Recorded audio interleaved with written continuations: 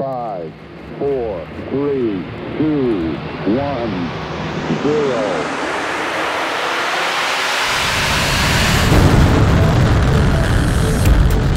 All engine running. Liftoff. We have a liftoff.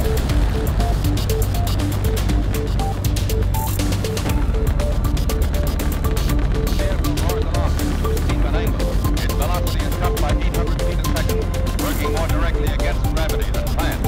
Reaching over 23,000 miles an hour, it carries to nearly 80,000 miles, 30 times as far as ever before.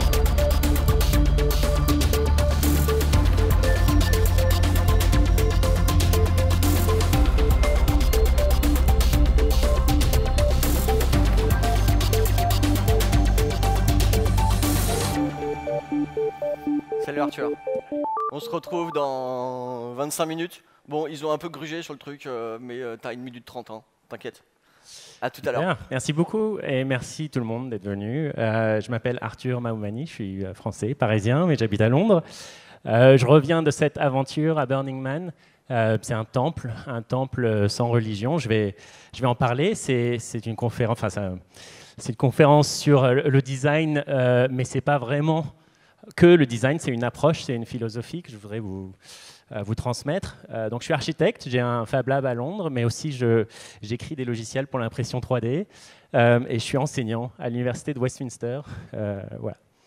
On fabrique, on a des imprimantes géantes dans nos bureaux et donc on travaille avec les machines.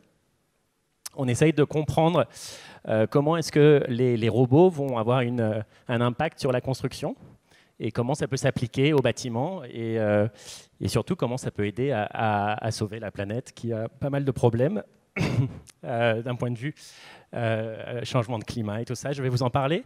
Voilà, ça c'est mon bureau. On fait plein d'expériences. Voilà, on travaille sur les matériaux, sur la manière d'assembler les choses, sur la robotique. Mais aussi, on va dans cet endroit assez magique. Je ne sais pas si quelqu'un est allé à Burning Man dans la salle. Toute ma famille là-bas. Voilà, on apprend à brûler, à construire et à brûler et de ne pas avoir peur du temporaire. Ça, c'est plusieurs projets qu'on a fait avec mes étudiants notamment, où j'essaye de leur enseigner les valeurs de cet endroit. Mais je ne fais pas que brûler des bâtiments. C'est aussi une approche un peu circulaire. On crée des expériences, des rêves. Et voilà, donc plusieurs projets que je voulais vous montrer. Voilà, et notamment de l'impression de nourriture en 3D qu'on a fait à Londres.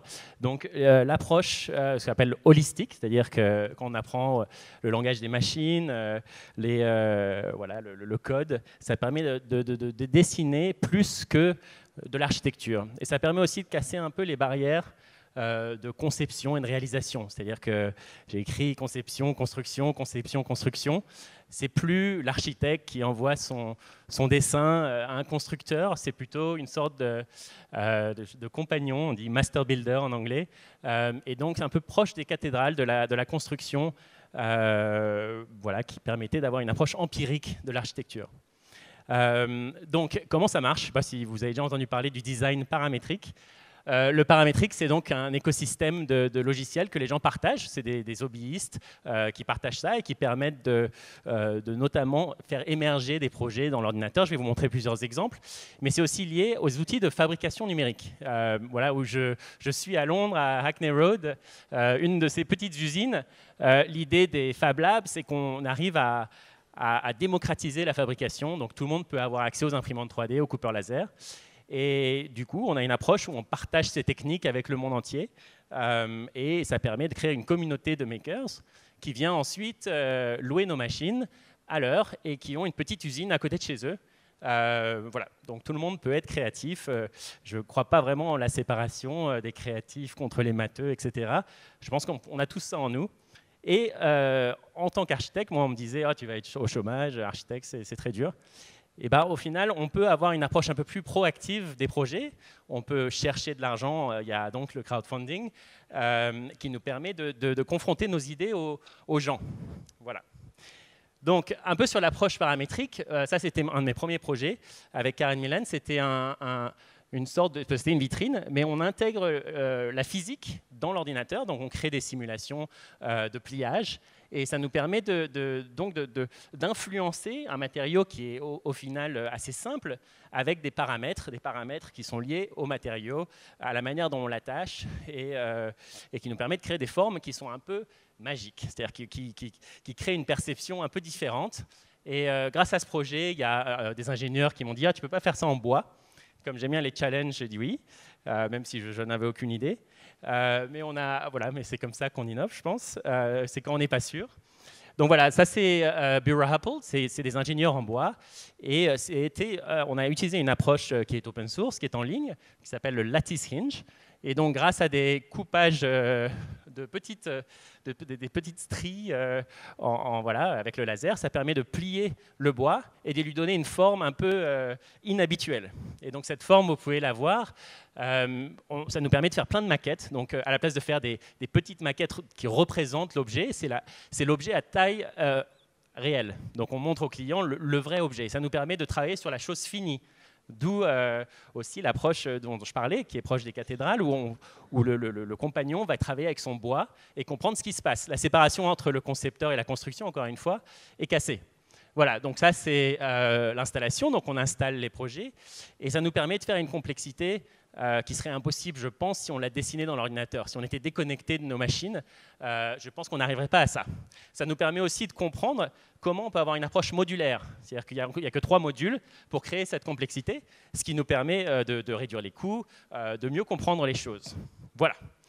Comprendre les choses, ça c'est comment on m'a enseigné l'informatique à l'école bilingue ici. Je ne sais pas si quelqu'un a déjà fait le logo dans la salle. Voilà, c'est une petite tortue, mon frère, oui, j'ai vu ça. Voilà, c'est une tortue qui avance, on lui dit avance un peu, tourne un petit peu, avance, tourne un petit peu, puis après on lui laisse faire son chemin. Et son chemin est bizarrement très similaire à une sorte de mandala bouddhiste qui questionne un petit peu le lien entre la spiritualité et l'informatique, qui est quelque chose qui revient beaucoup dans le travail que je vais vous montrer. Donc après avoir fait Bura Happold, Virgin Galactic, ça augmente, les clients deviennent de plus en plus enthousiastes, m'ont demandé de faire un hôtel pour les astronautes, avant qu'ils aillent dans l'espace, vous savez, le tourisme spatial. Et voilà, donc j'ai repris ma tortue de 6e, et je l'ai fait avancer, et je l'ai fait avancer en 3D. Voilà, donc j'ai commencé à former ces formes. Vous voyez, l'approche paramétrique, ce n'est pas une forme, c'est toute une série de formes.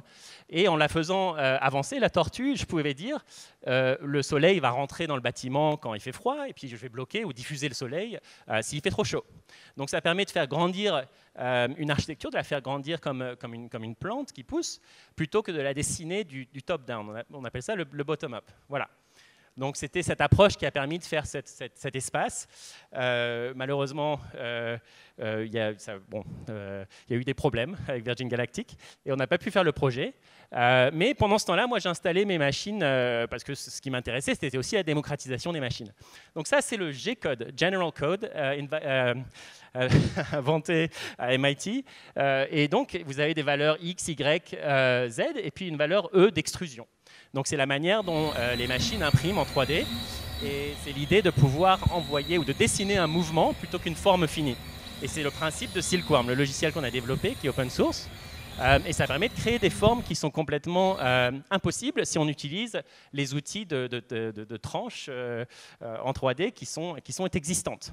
Voilà. Du coup, on parle avec la machine, on parle avec le langage de la machine, on peut lui poser des questions. Voilà. Si tu vas plus vite, quel genre d'ornement tu peux créer? Si tu vas plus lentement, que peux-tu faire? Et je me suis très vite rendu compte que les machines et l'impression 3D en général utilisaient un matériau qui s'appelle le PLA, le polyactic acid, qui est en fait un matériau qui se composte. C'est du plastique, mais c'est fait à partir de sucre fermenté. Et du coup, ça m'a fait réfléchir un petit peu à ce matériau et à une approche qu'on appelle cradle to cradle, c'est-à-dire du berceau au berceau, excusez mon français, mais c'est une approche qui peut se désintégrer, c'est-à-dire que les choses peuvent prendre vie et peuvent mourir et se réadapter à autre chose. Et l'approche des makers, qui est pas si loin que ça. C'est l'idée que vous avez tous des machines chez vous. Vous avez une petite cuisine, vous avez une petite usine à faire des meubles et vous n'avez plus besoin voilà, d'aller jusqu'à Ikea, prendre vos voitures et du coup, vous sauvez beaucoup d'énergie et de carbone. Donc Conifera, c'était un projet pour COS. C'était peut-être le plus grand projet imprimé en 3D en bioplastique. Et on l'a fait dans un bâtiment qui appartenait à Mussolini à l'époque. C'est l'idée de diffuser ou de dissoudre tout ce qui est cet aspect monolithique du bâtiment, de la pierre, du fini, et créer un bâtiment qui est compostable et qui peut disparaître, et modulaire.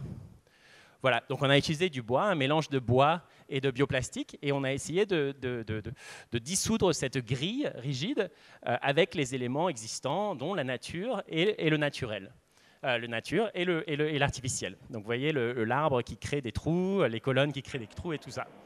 Et pour faire, on n'avait que 2 mois à le faire, pour le faire. Et donc ça, c'était pas que du design, c'était aussi des spreadsheets, voilà, des tableaux. C'est moins glamour, mais ça permet de comprendre un petit peu l'approche d'une manière un peu plus profonde. Vous voyez, on doit accélérer le mouvement. Du coup, on dessine un mouvement plutôt qu'une forme. Et on fait ça dans 4 Fab Labs différents à côté du site. Du coup, on n'envoie pas nos projets finis, on envoie du code. Voilà. Après, on étudie, puis pendant qu'on produit, on peut étudier les forces, et puis on peut améliorer le projet. Voilà, c'était notre WhatsApp avec les collègues. Et le bureau était plein de ces briques qu'on appelait les bio-briques. Voilà, donc c'est une petite introduction, c'était notre dernier projet. Ça, ce sont mes étudiants à Londres, donc je leur ai toujours dit que si on les impliquait, ils allaient apprendre plus. Si on va juste leur enseigner de manière magistrale, voilà, quand on dit les choses, on apprend moins que quand on est impliqué. Et donc, je les ai emmenés à Burning Man avec mon collègue. On les a emmenés, puis on a essayé d'apprendre un peu ces valeurs. Donc, j'ai essayé de les traduire en français. L'inclusion radicale, l'autonomie radicale. Il n'y a pas de spectateurs à Burning Man, il n'y a pas d'argent. Donc c'est un mode de pensée très différent du monde, disons, capitaliste. C'est une économie du don, du cadeau. Et donc c'est assez intéressant et ça se lie à l'idéologie un peu hippie, un peu californienne, de l'idée qu'on vit sur une planète, un spaceship Earth, comme le disait Buckminster Fuller, qui est un Léonard de Vinci contemporain d'une certaine manière. Et Burning Man n'est pas que une fête, c'est aussi un endroit d'innovation. Ça, c'est par exemple les Hexayard qui sont utilisés pour les réfugiés, mais qui sont aussi une manière très efficace d'utiliser des panneaux de mousse et d'en faire des huttes open source. Et donc mes étudiants ont, je ne sais pas si cette vidéo peut marcher, mais mes étudiants ont essayé de réfléchir un petit peu à... Non. Ouais. De réfléchir à ce concept de matériaux, et voilà, bon, c'est dommage, mais en fait, ça forme un dôme à partir de matériaux très simples. Donc voilà le temple. Le temple, c'est un lieu de réflexion, c'est un lieu très calme à Burning Man. Burning Man est quand même un endroit où tout le monde est venu quand même pour s'exprimer, l'expression radicale personnelle. Et le temple est un lieu de recueillement. C'est un lieu très sérieux, un lieu où on se rend compte très rapidement qu'il y a une profondeur dans chacun de nous, pas que à Burning Man. Et ça nous fait très vite, moi ça m'a fait pleurer assez rapidement, ce qui m'a beaucoup étonné, vu que j'ai grandi sans vraiment choisir une religion. Il y a un aspect spirituel qui est indéniable, et quand on voit tout le monde pleurer, on le sent tout de suite. Et donc je me suis dit en tant qu'architecte qu'un lieu spirituel qui peut s'ouvrir à tout le monde est très, comment dirais-je, a beaucoup de sens dans notre société actuelle, de pouvoir accueillir tout le monde, de ne pas avoir de mur, d'avoir un lieu qui est comme une éponge d'émotions qui permet de réfléchir à notre condition. Et donc voilà les 20 branches, les 20 portes qui donnent sur le ciel. C'est une sorte de trou noir, hommage à la galaxie, à notre compréhension des trous noirs. Et donc ça plie l'espace-temps d'une certaine manière. On oublie d'où on est, d'où on vient, où on va, et on réfléchit juste à nos connexions entre les hommes. C'est inspiré des rosaces des cathédrales. Voici comment dirais-je, le croissant, on va dire, avec la suite de Fibonacci qui est imprimée dessus et qui permet de créer cette architecture symétrique, mais aussi en lien avec la nature. C'est un symbole universel, on le retrouve dans les feuilles, les fleurs de tournesol, les galaxies, un peu partout dans la planète. Et donc, ça permet d'exprimer aussi un symbole qui nous lie tous d'une certaine manière. Voilà la nuit, donc les gens utilisent ce lieu, ils mettent plein de choses dedans, ils mettent toutes sortes de messages. Et en hommage aux larmes que tout le monde ressent à l'intérieur, on a imprimé en 3D une sorte de mandala géante qui descend comme une sorte de chandelier qui rentre dans ce volcan et qui reconnecte à la Terre. Voilà. Donc l'aspect un petit peu technique, parce qu'on avait 18 jours pour construire ce géant de 60 mètres de large et 20 mètres de haut. On avait ce qu'on appelait la banane, voilà, qui est là, il y en a 20, et il fallait les construire en plusieurs parties, et on les construisait à partir de bois. Donc comme on savait qu'on allait brûler cette structure, on a essayé d'utiliser le moins de bois possible, donc on a optimisé l'utilisation de bois, notamment en maximisant la tension et en minimisant la compression. Et donc on a travaillé avec des ingénieurs, mais aussi l'idée c'était de travailler avec des matériaux tellement simples et des techniques tellement simples que n'importe qui, que vous soyez architecte ou pas, menuisier ou pas, il y avait un peu de tout. Il y avait mes neveux, il y avait voilà, ils ont tous participé à la construction. Et en fait, on a créé une sorte d'origami qui commençait du bois, qui allait au triangle, qui était ensuite mis comme une sorte de tapis qu'on pliait et qui formait un module. Ces modules étaient ensuite attachés avec des liens tout simples, on dit en anglais des ratchet straps, voilà, qui ont un peu choqué parce que les gens se disent mais c'est bizarre une architecture qui n'est pas attachée proprement. Mais pour moi c'était pas ça ce qui comptait. Donc voilà notre comment dirais-je, dessin Ikea pour créer ce bâtiment géant avec des bénévoles qui n'étaient pas formés en fait. Donc on a beaucoup dû travailler, très dur. Et surtout, on a essayé de planifier ce village, parce qu'en fait, ce n'était pas forcément le projet fini qui comptait. C'était l'aventure humaine. Tous les soirs, on se parlait, on se disait pourquoi est-ce qu'on fait ça, voilà, je ne sais pas si on peut peut-être activer cette vidéo, celle-là, elle est encore plus importante qu'avant. Donc, il y avait beaucoup de gens avec nous. Et donc, l'idée, ce n'était pas forcément de réduire le nombre de personnes. Au contraire, c'était une sorte de célébration. On pliait ces modules géants qu'on allait ensuite installer sur la structure, voilà, un par un. Et on apprenait de plus en plus. Et comme c'était symétrique, on allait de plus en plus vite. Et après, on attachait le tout avec une sorte de roue de vélo géante qui était au centre et qui permettait de ne pas toucher le sol. C'était important parce qu'il fallait laisser aucune trace. C'est un des principes de Burning Man. Donc j'allais sur la table, essayer de motiver les gens dans le désert. Tous les soirs, on se levait tous, un par un. On disait pourquoi on était là, qu'est-ce qui nous emmenait, est-ce qu'on a perdu quelqu'un, est-ce qu'on a envie de passer à autre chose. Et donc c'était un effort commun. C'est une des règles de Burning Man. Ce n'était pas l'œuvre d'une personne, c'était l'œuvre de plein de gens. Et ça n'appartenait à personne. Et ça, c'était vraiment important de le savoir. Et donc voilà l'équipe à qui je veux rendre hommage. Et voilà. Donc l'intérieur, ce qui est vraiment intéressant, c'est au moment où on l'a ouvert, tout le monde a commencé à poser plein d'objets. Bon, je n'ai pas envie d'en montrer trop parce que c'est à eux, c'est personnel, mais peut-être celui qui m'a le plus marqué, c'était cette espèce de carabine qui venait d'un enfant qui a perdu son père à la guerre, ou alors voilà, toutes ces espèces de structures que les gens ont posées, ces photos, ou celle-ci qui m'a fait un peu pleurer, mais qui est vraiment quelque chose de très affectif et d'une certaine manière qui peut que vous toucher, d'où que vous soyez, qu'importe votre origine. Et donc tout le monde constamment posait plein d'éléments en sachant qu'au final tout ça partirait en flammes. Donc c'était un espace magnifique et je voudrais jouer ça. Voilà.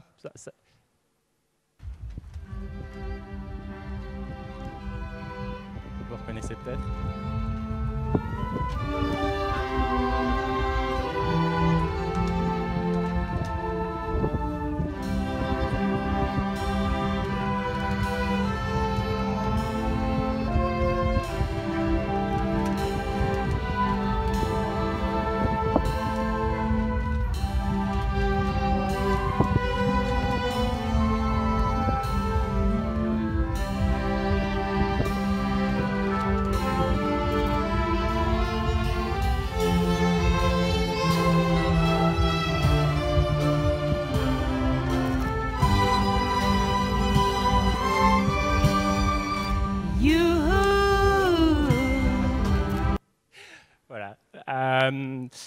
Imagine all the people living life in peace. La chanson elle-même parle beaucoup des principes qui sont là-dedans. Voilà, moi, personnellement, mon expression radicale, c'était de me marier à l'intérieur du projet.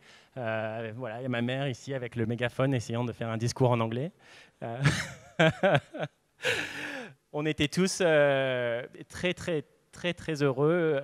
C'était un moment unique qui disparaîtra et qui sera plus là. Et si vous allez maintenant, il y a vraiment plus rien. Et du coup, ça fait un peu réfléchir à notre condition, à notre présence sur Terre. Voilà, on était 70 000 assis en silence à regarder cette œuvre brûler et se dire que c'est pas grave et que on va passer à autre chose. Et on a tout nettoyé le lendemain. On a recyclé tout l'acier et ça faisait partie de notre histoire. Et voilà, donc j'ai essayé un peu de mettre ça en forme. Je ne vais pas vous les faire une par une, mais cette architecture cyclique et pleine d'émotions, d'une certaine manière, proche de l'âme, est à milieu de l'architecture moderne qui essayait d'être uniquement fonctionnelle. Et cette idée de lâcher prise, de savoir qu'on est ici pour pas trop longtemps, qu'il faut arrêter de penser en termes de béton, de permanence, être ouvert à l'écoute, comprendre les professions, les gens qui travaillent avec vous, observer, être curieux, accepter la science et les mesures, pouvoir comprendre ce qui dirige la réalité, mais ne pas imposer sa réalité. Il y en a une infinité. C'est ce qu'il y a de plus dur. Vous êtes convaincu, il faudrait réfléchir. Peut-être vos convictions devraient peut-être accepter les strates multiples et accepter l'inconnu et le fait qu'on n'est pas toujours sûr des choses. Voilà. Créer des cycles de découverte, ne pas tout savoir, d'accepter l'échec pour accéder au succès et de re-accéder à l'échec. Se connecter avec le plus de personnes au monde, voilà, de créer des zones de douceur et de confiance et de savoir, comme disait ma grand-mère, que rien ne dure, qu'il faut passer à autre chose et que, voilà, qu'on soit heureux ou triste, tout va s'en aller. Donc, voilà, if you need a hug, I am here for you. C'est un message qu'il y avait dans Galaxia. Et voilà, si vous voulez continuer l'aventure, moi j'y retourne cet été. Merci beaucoup.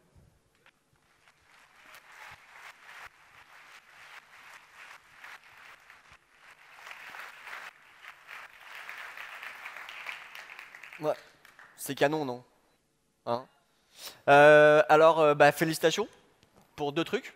D'abord, pour un Français qui vit à Londres, t'as pas parlé comme Jean-Claude Van Damme, et ça, c'est vraiment cool. Non, on a vu que tu as fait des efforts, mais c'était très compréhensible, et surtout vraiment hyper enthousiasmant, donc merci pour ça. Bon, John Lennon, Imagine, l'hymne du cosmopolitisme. Est-ce que c'est pas un peu difficile d'être un citoyen du monde de nos jours, où il y a des murs, des frontières, des haines? Oui, c'est très dur. Il y a toute une sorte d'esprit qui voudrait qu'on soit nationaliste, qu'on mette des frontières, qu'on fasse partie d'un monde et de l'affirmer. Et c'est vrai que j'ai grandi avec plusieurs religions, j'ai grandi dans plusieurs villes et je vis avec une communauté internationale qui, au final, a trouvé ses propres repères, dont Burning Man, qui est un des repères, bien sûr, et ce qui m'a fait réfléchir à des modes nouveaux pour cette nouvelle société qui, au final, est inévitable. C'est-à-dire que ça va arriver. On ne peut pas empêcher cette dynamique mondiale parce qu'on est tous de plus en plus connectés. Donc, je pense que de le résister, c'est temporaire, encore une fois. Donc, alors, justement, il y a une question, Slido, qui nous vient sur le concept d'éphémère. Bon, évidemment, moi, j'ai dit tout à l'heure en introduction, ça devait être un crève-cœur de brûler un truc que tu as conçu et co-construit en plus. Néanmoins, la question, c'est est-ce que c'est difficile de conjuguer cet éphémère et puis en même temps d'exercer un métier qui est fait pour bâtir des choses pour les autres et pour longtemps? Comment tu gères cette espèce de bipolarité interne? Je la gère de mieux en mieux en sachant que... Donc ça n'a pas toujours été fait. Non, mais dans l'éducation, on nous dit bien sûr que nos bâtiments, ou ce que je fais, que ce ne sont pas des bâtiments. Moi, j'ai eu mon diplôme pendant la crise de 2008. Tu appelles ça comment? Bâtiment, mouvement? Oui, c'est des structures qui nous permettent d'être ensemble. Mais le problème contemporain, c'est bien sûr qu'il y a un énorme problème. La construction, c'est le domaine le pire en termes d'émissions carbone. 8% de toutes les émissions de tous les humains, c'est le béton. C'est le ciment dans le béton. Et c'est un énorme problème. Et le béton est aussi la matière qui reste et qu'on ne peut pas recycler. Donc ça fait aussi réfléchir. Les gens me disent, tu fais pas d'effectivement. Moi, j'aimerais aussi les inviter à réfléchir au type de bâtiment qu'ils utilisent, à leur approche non modulaire, non recyclable et presque soi-disant permanente. Donc un peu arriéré de fait, quoi. Je pense qu'on n'a pas le choix de se questionner le cycle, d'où nos matériaux viennent, d'où ils vont. Cette approche que je montrais sur le plastique, je voudrais encourager tous les designers, tous les architectes à y réfléchir. Alors, il y a un élément très important dans ce que tu nous as montré, c'est le dialogue avec les machines. On voit bien comment il y a une sorte d'interaction entre toi, humain, les gens avec qui tu travailles, et puis ces espèces de génies sortis de nulle part qui te designent des choses. C'est pas très à la mode, ça non plus, de faire confiance à la machine dans un moment où on flippe un peu de se faire supplanter, pomper le cerveau comme dans Matrix. Toi, les machines, ça va, tu les maîtrises? Je pense qu'on flippe quand on ne connaît pas. Et que même si les gens pouvaient programmer ou pouvaient regarder l'intelligence artificielle ou la robotique, ils se rendraient compte que c'est assez bête au final. Et que c'est fait de règles toutes simples qui sont faciles à comprendre.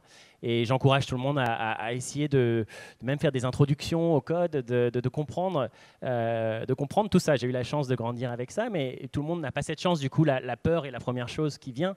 Mais au final, c'est un outil génial et c'est un outil humain qu'on a inventé et qu'il faut en profiter. Il faut voir le potentiel de cet outil. Il ne faut pas en avoir peur, bien sûr.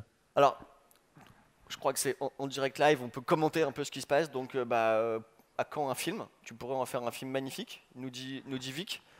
Il arrive, justement, si vous avez des idées de production, je pense que celle qui l'a fait, elle a fait tout un film, elle a tout filmé, tout le processus. En fait, tu as fait tout ça pour filmer ton mariage gratos, quoi. Exactement, et d'avoir aussi un lieu pour le mariage. Et un lieu que tu as en même temps co-construit. Franchement, tu es formidable. L'avenir de l'architecture, mais je pense que tu as déjà partiellement répondu, mais peut-être y revenir un petit peu. Est-ce que c'est sur les matériaux qui seraient biodégradables à caractère écolo? Il faut peut-être faire plus de liens entre les villes qu'on construit et la nature. C'est-à-dire que dans la nature, les feuilles, les arbres, tout tombe, tout meurt et tout renaît quelque part ailleurs. Et ça, la nature apprend de chaque paramètre. Et on ne fait pas ça. Dans nos villes, les choses sont là pour durer. On n'a pas vraiment cette flexibilité. Et donc, je pense que l'architecture du futur doit être modulaire, peut disparaître. J'ai montré un gratte-ciel qui peut grandir, mais qui peut aussi se décroître. Et ça serait vraiment magnifique de pouvoir voir une ville qui bouge dans tous les sens et qui puisse s'adapter à notre nouvelle vie. Merci beaucoup, Arthur Mamani. Vraiment, merci beaucoup d'être venu jusqu'à nous. Longue vie éphémère à tes projets. Et merci encore à toi. Merci beaucoup. Au revoir.